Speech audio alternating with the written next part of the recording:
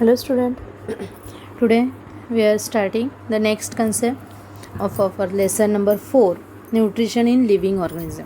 याच्या आधी आपण 2 लेक्चर्स बघितले, ज्याच्यामध्ये पहिले सुरुवातीलाच आपण काही न्यूट्रिशन वगैरे ही कन्सेप्ट बघितली. त्यानंतर न्यूट्रिशन इन प्लांट्स पाहिलं. आता आपण न्यूट्रिशन इन ॲनिमल्स बघूया. आत्तापर्यंत जे काय होतं आहे ते व्यवस्थित सगळ्यांनी समजून घ्या. नसेल समजत तर मला विचारायचं आहे. प्रत्येक ओळीवर मी वाचत असताना बोट ठेवायचा आहे. त्याचं प्रोनाऊन्सिएशन, त्याचा अर्थ जो मी सांगते मध्ये तो तुम्ही लिहून घ्यायचा आहे. ओके, त्याप्रमाणे सतत वाचन हे आपल्याला ठेवायचं आहे. ओके, न्यूट्रिशन इन ॲनिमल्स ही कन्सेप्ट पाहतोय आपण आता. ॲनिमल्समध्ये म्हणजे we are also one type of animal. Human being is also one type of animal and therefore आपल्यामध्ये सुद्धा किंवा इतर ॲनिमल्समध्ये सुद्धा कसं न्यूट्रिशन होतं आहे ते आपण थोडक्यात आता बघणार आहोत. This concept refers to the bodies need for nutrients, mode of ingesting food and its use in the body. ही कन्सेप्ट बघायला गेलं तर आपल्या बॉडीच्या need for the nutrients, mode of ingesting the food. Ingesting म्हणजे आपण जसा प्रकारे जे काही खातोय ते कोणत्या स्वरूपात आहे. आपण घास, चपातीचं काय कडक तुकडा आहे, भात आहे, कोणत्या स्वरूपात आपण ते अन्न पोटात घालतोय त्याचं दॅट इज द इंजेस्टिंग फूडचा मोड कसा आहे and its use in the body, आणि त्याचा यूज बॉडीमध्ये कसा होतो. Nutrients necessary for the various activities of the body are obtain from the food. Nutrients हे कशासाठी आवश्यक असतात? आपल्या बॉडीमधल्या, आपल्या शरीरामधल्या व्हेरियस ॲक्टिव्हिटीज त्याच्यामुळे होत असतात आणि त्याच्यामधून मिळणाऱ्या एनर्जीमुळे आपल्याला त्या ॲक्टिव्हिटीज प्रॉपरली करता येतात. They are supplied to the various parts of the body through blood. ते न्यूट्रियंट्स पूर्ण बॉडीला कशामार्फत पुरवले जातात? तर ब्लडमार्फत ते सगळे पुरवले जातात. The food that we consume does not mix with blood as it is. पण जे फूड आहे ते ब्लडमध्ये ॲज इट इज तसंच्या तसं कन्झ्युम होत असतं का? तर नाही, त्याचं वेगवेगळ्या फॉर्ममध्ये त्याचं कन्व्हर्जन होत असतं. Its needs to convert in to the soluble form. Soluble पूर्ण विरघळण्याच्या स्वरूपात जसं असतं तसं सोल्युबल फॉर्म्समध्ये ते आधी कन्व्हर्ट होतात, रूपांतरित होतात. That can easily mix in blood, आणि त्याच्यामुळे ते इझिली ब्लडमध्ये मिक्सअप होतात. Nutrition in animals involves various steps from the ingestion to egestion. आपल्या शरीरामध्ये ॲनिमल्समध्ये काय आहे, वेगवेगळ्या स्टेप्स मार्फत त्या फूडचं न्यूट्रिशन होत असतं. म्हणजे इंजेशन म्हणजे तोंडात घास घातल्यापासून ते इजेशन म्हणजे एक्सक्रिशन मार्फत बाहेर जाण्यापर्यंत बऱ्याच स्टेप मार्फत ते बाहेर जात असतं. मग इथे आपल्याला त्याच स्टेप्स दिलेल्या आहेत बघा. 5 स्टेजेस आहेत एकूण. इंजेशन म्हणजे आपण फूड तोंडात अन्न घेतोय, food is taken in to the body. Digestion म्हणजे conversion of the food in to the simple soluble forms, म्हणजे इथं डायजेशन ही प्रोसेस होते. पुढच्या स्टेपला होतं ॲब्झॉर्प्शन. त्या फूड ते डायजेस्ट झाल्यानंतर त्याच्यामधले जे घटक आहेत ते ब्लडमध्ये ट्रान्सफर होत आहेत. Transfer of the soluble food to the ब्लडमध्ये इथे तुम्ही म्हणाल विटॅमिन्स, प्रोटीन्स पण जे काय आहेत ते सगळे ब्लडमध्ये ट्रान्सपोर्ट होत आहेत. And assimilation, utilisation of the absorb food by the cells and tissue for energy production, growth and repair. म्हणजे जे काही ॲब्झॉर्ब फूड आहे त्याचं युटिलायझेशन होतं, ॲप्लिकेशन होतं, त्याचं यूज होतं कुठे कुठे सगळ्या प्रत्येक आपल्या बॉडीमधल्या असलेल्या सेलमध्ये, जे आपल्या शरीराचं अतिशय महत्त्वाचं फंक्शनल असं युनिट आहे. आणि टिश्यूजमध्ये सुद्धा जात आहेत आणि त्याच्यामुळे एनर्जी प्रोड्यूस करण्याचं काम तिथे होतं आहे. ग्रोथ होती आपल्या शरीराची, आपल्या सेल्सची, ऑर्गन्सची, आणि ते तिथं कुठे काही हे झालेलं असेल दुखापत तर ते सुद्धा रिपेअर करण्याचं काम ते करत असतात. आणि लास्टला आहे इजेशन, की जिथून removal of the waste product and undigested food from the body. Okay, आता हे ॲक्च्युली कसं होतं एक्झॅक्टली हे मी तुम्हाला ह्याच्या थोडासा पुढे एक व्हिडिओ दाखवणार आहे. त्याच्यामध्ये तुम्हाला आणखीन क्लिअर होईल आणि तुम्हाला आणखीन चांगल्या प्रकारे ते समजेल.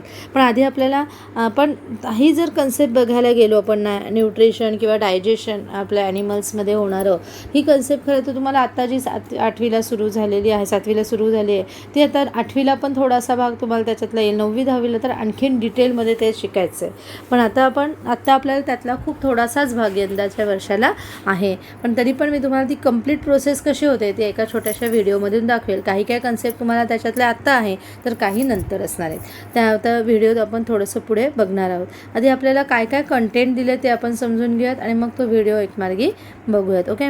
Observe the animals around you. तुम्ही आपल्या आजूबाजूला असलेले ॲनिमल्सचं ॲब्झर्वेशन करा. कसं ते खात आहेत, काय आहे, कोणत्या टाईपचं फूड ते खात आहेत, त्यांचं इंजेक्शनची मेथड कशी आहे, तोंडातनं डायरेक्ट तोंडाला लावून ते खातात की हातातनं मग चावतायत आणि मग काय काऊ फ्रॉग वगैरे गाय वगैरे कसं खात असते. You must have observe that there are different methods of the injection of the food in the different animals like the swallowing, chewing, sucking, scraping, gnawing, असे वेगवेगळे आपल्याला काय आहे त्यांचे म्हणजे आपण आता काय चावून अन्न खातो आहे मग पुढे हे करतो. काही शोषून सक करून घेतात, ॲब्झॉर्ब करून घेतात, सक करून घेतात स्वतःमध्ये. काही जण आता काऊ वगैरे गाय वगैरे आपण बघायला गेलो तर खाते, पण ती काय आहे तसं गिळते अन्न, चावत नाही आधी, तसं गिळते. नंतर मग पुन्हा ते रवंथ करण्यासाठी पुन्हा तोंडामध्ये आणते आणि रवंथ करते त्याचं, म्हणजेच काय म्हणावं स्वॉलोईंग असं आपण त्याला, स्क्रॅपिंग, स्वॉलोईंग असं आपण त्याला म्हणू शकतो. मग ती आपण प्रोसेस नेमकी कशी होती ती सुद्धा आपण पाहणार आहोत व्हिडिओमध्ये.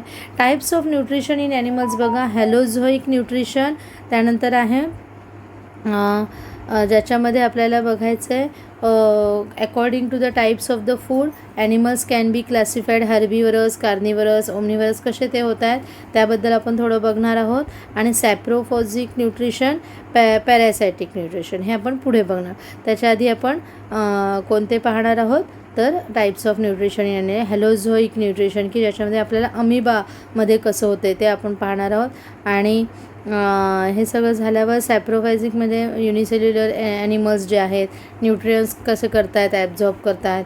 त्यानंतर पॅरासायटिक न्यूट्रिशन ह्या कन्सेप्ट आपण त्याच्यातून पाहण्याचा प्रयत्न करूयात आणि मग आपण इकडे येऊयात. आधी एवढा पाहूयात. ओके. एकच मिनटं सगळ्यांनी होल्ड करून ठेवायचं, सगळ्यांनी ह्याला राहा, जॉईनच राहा. मी एक दाखवते तुम्हाला,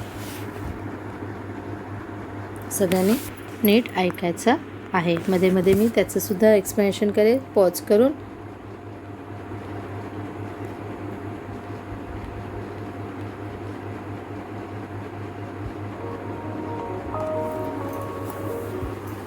Nutrition in animals is mostly heterotrophic.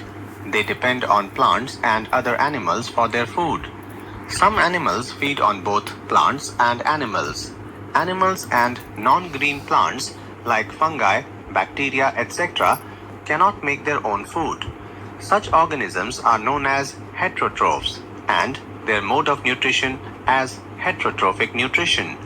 बघा आता इथे आपल्याला दिलं आहे की काही ॲनिमल्स आपल्याला स्वतः तयार करू शकत नाहीत.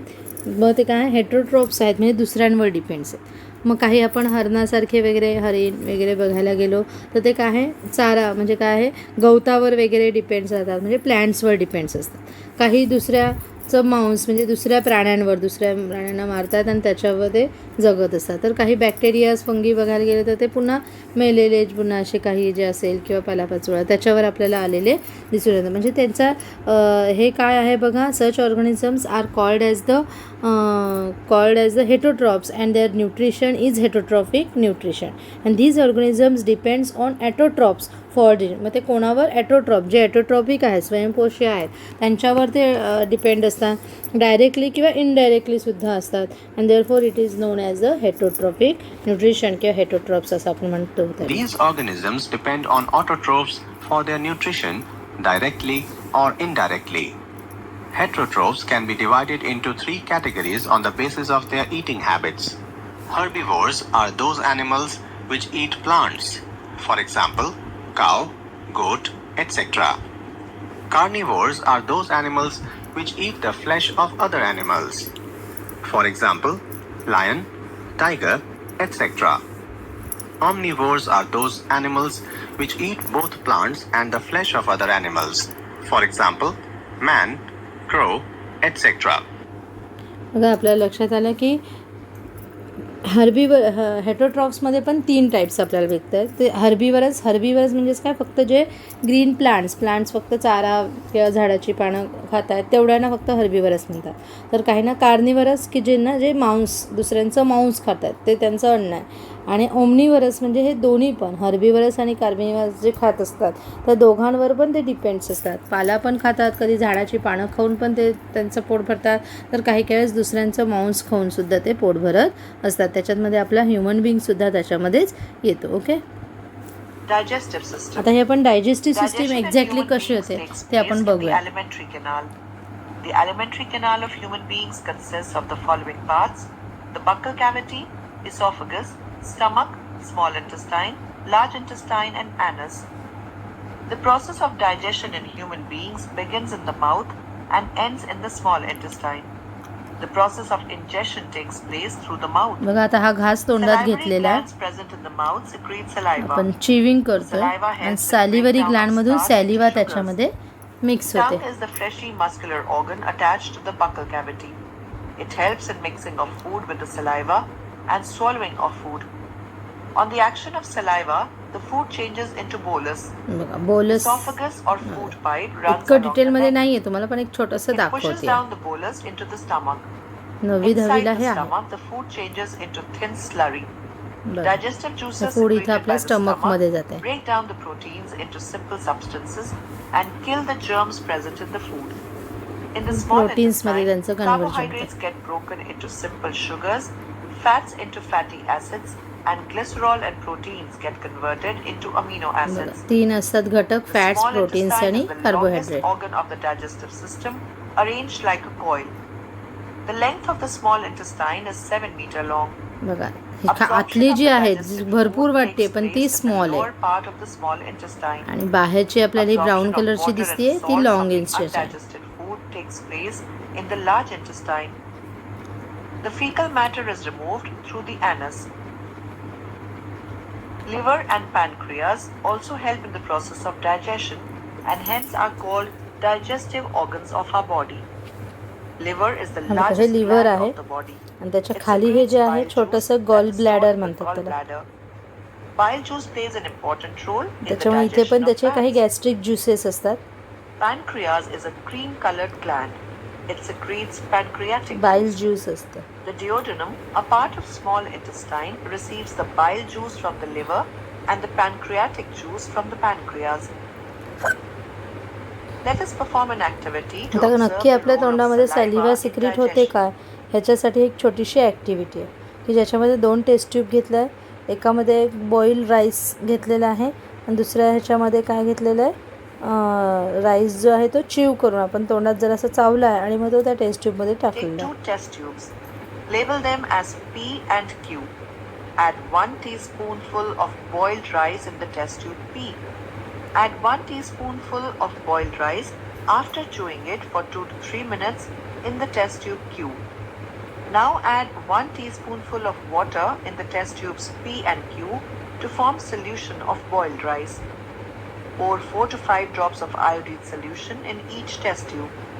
Observe and note the change in the color of the boiled rice solution in the test tubes P and Q. You will observe that the color of the boiled rice solution in test tube P turns blue-black, while that in test tube Q remains unchanged. का आता इथे आपण जे boil rice नुसतं उकडलेला भात घेतला होता त्याचा तो ब्ल्यू कलर आला, पण इकडे जे उकळलेला भात पुन्हा आपण थोडा वेळ चावला आहे तोंडात आणि पुन्हा तो जरासा एका टेस्ट ट्यूबमध्ये काढला आहे. तो घास फक्त गिळण्याच्या आधी तो काढला आहे, बाहेर काढला आहे आणि तो ह्याच्यात घेतला आहे. तर त्याच्यामध्ये पण आयोडीन सोल्युशन टाकलं पण तो ब्ल्यू झाला नाही. का तर आयोडीन सोल्युशनची ही जी टेस्ट आहे ती स्टार्चचं प्रेझेन्स आहे की नाही हे पाहण्यासाठी असते. स्टार्च आहे की नाही त्या पदार्थामध्ये. मग इथे जे आहे त्या बॉईल राईसमध्ये खरं स्टार्च प्रेझेंट असतो, पण जो नुसता बॉईल राईस आहे जो चिव करून नाही चावून ठेवलेला नाही आहे तो काय आहे त्याच्यामध्ये स्टार्च प्रेझेंट आहे म्हणून तो ब्ल्यू किंवा ब्लॅक असा कलर होतो. पण हा दुसरा जो आहे चिव करून ठेवलेला आहे त्याच्यामध्ये पण खरं तर आधी स्टार्च होतं, पण तो चावून ठेवला, चावताना काय झालं सॅलिवाने ते स्टार्च शोषून घेतलं, ॲब्झॉर्ब करून घेतलं आणि त्याच्यामुळे त्याच्यामध्ये स्टार्च नसल्यामुळे तो काय झाला आहे आपल्याला व्हाईटिशच कलर दिसतो आहे. The blue-black color in the test tube P indicates the presence of starch in it. However, since the color of the boiled rice solution remains unchanged in test tube Q, it indicates absence of starch. This shows that saliva digests starch present in the boiled rice into sugar.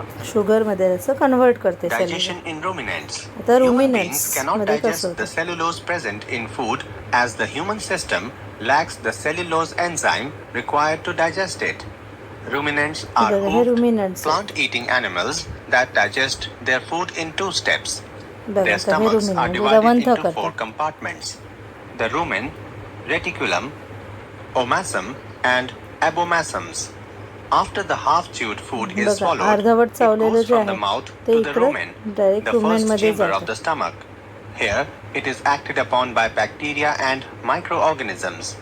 This half-digested food then पुन्हा goes to the तोंडात second muscular chamber, the reticulum, from where it is sent back to the mouth as cud पुन्हा to be chewed again.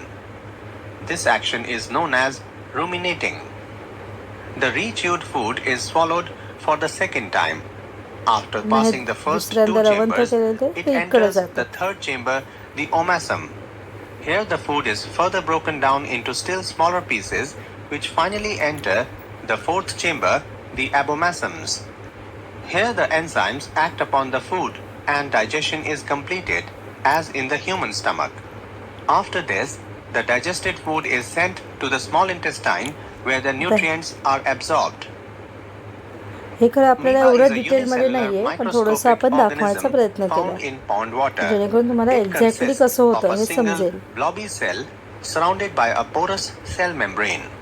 A large आता amoeba मधलं disc-shaped बघा. nucleus within the amoeba controls growth and reproduction. Amoeba moves by changing the shape of its त्याचा body, any shape तो forming unicellular pseudopod organism आहे that तो. is a false foot. एक पेशी Amoeba आहे. engulfs tiny particles of food by surrounding it with false feet or pseudopodia. When amoeba senses food, it forms pseudopodia around the food and engulfs it.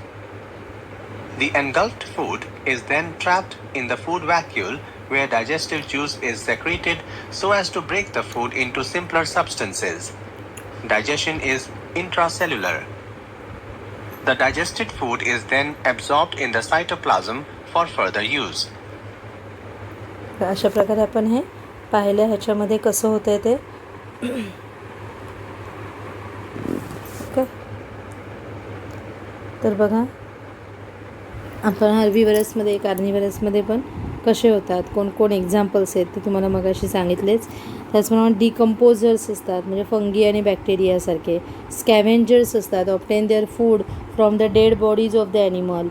Dead बॉडीजवरती त्यांचं स्वतःचं अन्न vulture म्हणतात, crow किंवा हायना, हे जे आहे ते त्या डेड बॉडीवर आपलं अन्न मिळवत असतात.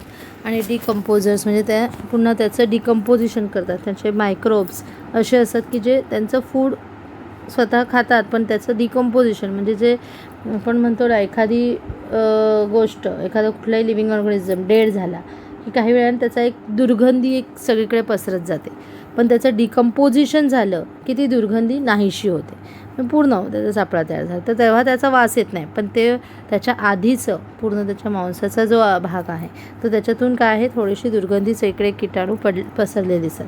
पण एकदा का त्या मायक्रोब्सने त्यांचं फूड जे आहे ते खाल्लं, त्याच्यातून त्याचं डिकम्पोजिशन केलं की मग लगेच काय होतं, त्याच्यानंतर त्याचा काही वास तेवढा येत नाही. आता पुढचं आहे सॅप्रोझोईक न्यूट्रिशन आणि पॅरासायटिक न्यूट्रिशन.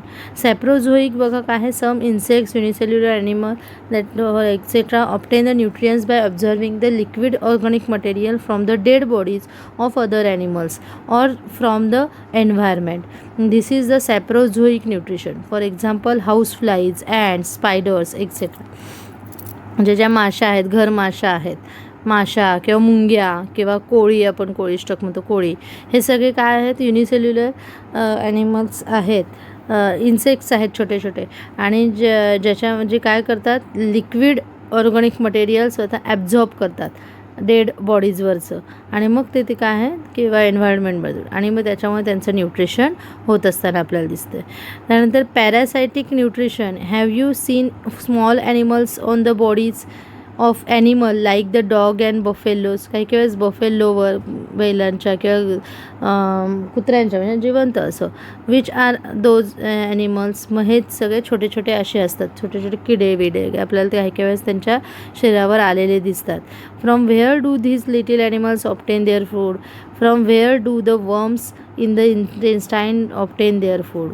मग काय आहे, काही काही वेळेस वर्म्स आपल्या इंटेस्टाईनमध्ये, काही काही वेळेस आपण म्हणतो ना जंत झालेत पोटामध्ये, खूप गोड किंवा हे झालेलं आहे पोटामध्ये, तर तेव्हा आपण लहान मुलांना जंताचं प्रमाण हे खूप असतं, कारण त्यांचं बिस्किट चॉकलेट किंवा असं जास्त बाहेरचं खाल्लं की तिथे जंत तयार होत असतात.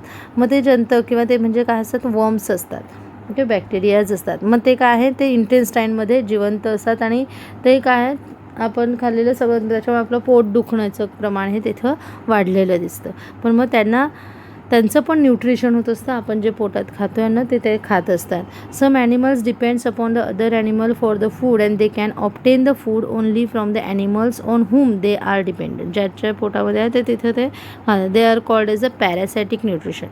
Some animals live on the body surface of the other animal and obtain their food by sucking their blood.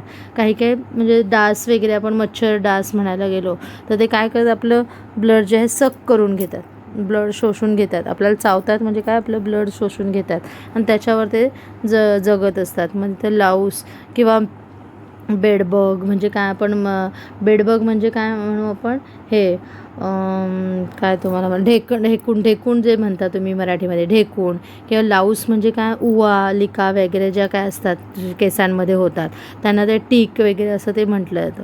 त्याला ॲक्टोपॅरासाइट न्यूट्रिशनमध्ये आपण ते म्हणू शकतो आहे.